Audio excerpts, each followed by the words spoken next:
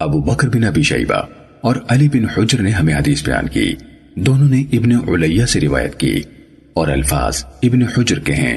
کہا ہمیں اسماعیل بن ابراہیم نے ایوب سے حدیث بیان کی، انہوں نے حمید بن ہلال سے، انہوں نے ابو قتادہ ادوی سے اور انہوں نے یسیر بن جابر سے روایت کی۔ کہا ایک مرتبہ کوفے میں سرخ آندھی آئی تو ایک شخص آیا، اس کا تکیہ کلام ہی یہ تھا، عبداللہ بن مسعود قیامت آ گئی ہے۔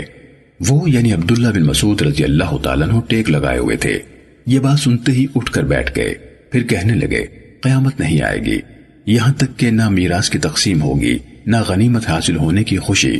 پھر انہوں نے اس طرح ہاتھ سے اشارہ کیا اور اس کا رخ شام کی طرف کیا اور کہا دشمن یعنی غیر مسلم اہل اسلام کے خلاف اکٹھے ہو جائیں گے اور اہل اسلام ان کے مقابلے کے لیے اکٹھے ہو جائیں گے۔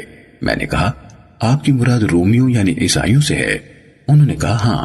پھر کہا تمہاری اس جنگ کے زمانے میں بہت زیادہ پلٹ پلٹ کر حملے ہوں گے، مسلمان موت کی شرط قبول کرنے والے دستے آگے بھیجیں گے کہ وہ غلبہ حاصل کیے بغیر واپس نہیں ہوں گے، یعنی وہیں اپنی جانیں دے دیں گے۔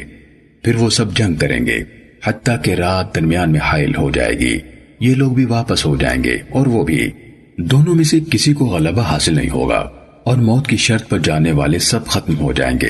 پھر مسلمان موت کی شرط پر جانے والے دوسرے دستے کو آگے کریں گے کہ وہ غالب آئے بغیر واپس نہیں آئیں گے۔ پھر دونوں فریق جنگ کریں گے یہاں تک کہ ان کے درمیان رات حائل ہو جائے گی، یہ بھی واپس ہو جائیں گے اور وہ بھی، کوئی بھی غالب نہیں آیا ہوگا اور موت کی شرط پر جانے والے ختم ہو جائیں گے۔ پھر مسلمان موت کے طلبگاروں کا دستہ آگے کریں گے اور شام تک جنگ کریں گے، پھر یہ بھی واپس ہو جائیں گے اور وہ بھی، کوئی بھی غالب نہیں آیا ہوگا اور موت کے طلبگار ختم ہو جائیں گے۔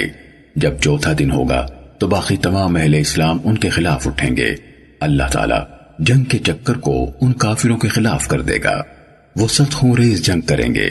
انہوں نے یا تو یہ الفاظ کہے، اس کی مثال نہیں دیکھی جائے گی، یہاں تک کہ پرندہ ان کے پہلوؤں سے گزرے گا، وہ ان سے جو ہی گزرے گا مر کر گر جائے گا، یعنی ہوا بھی اتنی زہریلی ہو جائے گی۔ ایک باپ کی اولاد اپنی گنتی کرے گی، جو 100 تھے ان میں سے ایک کے سوا کوئی نہ بچا ہوگا۔ اب وہ کس غنیمت پر خوش ہوں گے اور کیسا ورثہ کن وارثوں میں تقسیم کریں گے؟ وہ اسی حالت میں ہوں گے کہ ایک نئی مصیبت کے بارے میں سنیں گے جو اس سے بھی بڑی ہوگی۔ ان تک یہ زوردار پکار پہنچے گی کہ دجال ان کے پیچھے ان کے بال بچوں تک پہنچ گیا ہے، ان کے ہاتھوں میں جو ہوگا سب کچھ پھینک دیں گے اور تیزی سے آئیں گے اور 10 جاسوس شہسوار آگے بھیجیں گے۔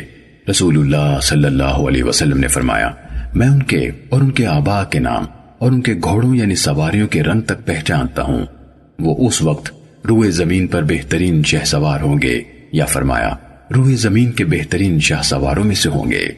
ابن ابی شیبہ نے اپنی روایت میں یسیر کے بجائے کہا اسیر بن جابر سے مروی ہے۔